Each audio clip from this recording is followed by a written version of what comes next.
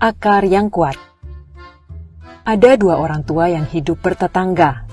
Keduanya sama-sama sudah pensiun. Yang satu, Marco, adalah pensiunan guru. Satunya lagi, Thomas, adalah pensiunan karyawan bank. Mereka berdua sama-sama memiliki kebun tanaman di belakang rumah. Marco biasanya hanya menyirami tanaman di kebunnya dengan sedikit air. Sementara Thomas akan menyirami tanamannya dengan air yang sangat banyak. Terlihat jelas sekali bedanya.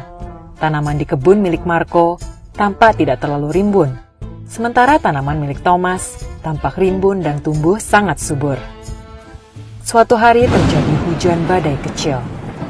Hujan badai itu tidak terlalu besar, namun berlangsung semalaman. Pagi harinya, seluruh tanaman rimbun di kebun milik Thomas rusak. Hampir semua tanamannya telah tercabut akarnya akibat hujan badai semalam. Sementara tanaman di kebun milik Marco yang jarang disiram justru tetap tegak berdiri. Thomas heran, bagaimana tanaman milik Marco yang hanya sedikit disiram bisa bertahan dari badai. Ia pun bertanya, "Marco, sahabatku, kamu hanya sedikit menyirami tanamanmu. Bagaimana bisa tanamanmu bertahan dari badai?" Marco menjawab, "Justru kawan, tepat karena itulah tanaman saya mampu bertahan dari hujan badai.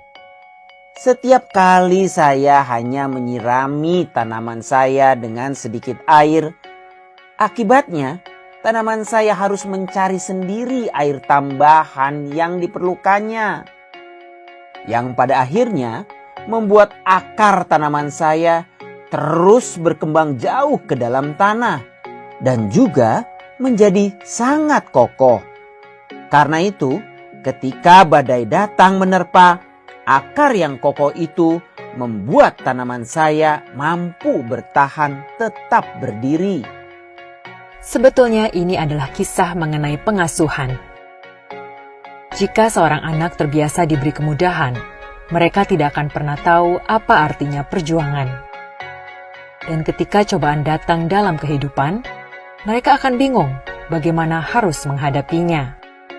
Sementara anak yang terbiasa harus berjuang, mereka akan tumbuh menjadi orang yang kuat, kokoh bagaikan akar pohon yang terbiasa harus mencari tambahan air sendiri. Dan ketika cobaan datang dalam kehidupan, mereka sudah siap untuk menghadapinya. Ajari mereka cara berjalan, namun biarkan mereka menapaki jalannya sendiri.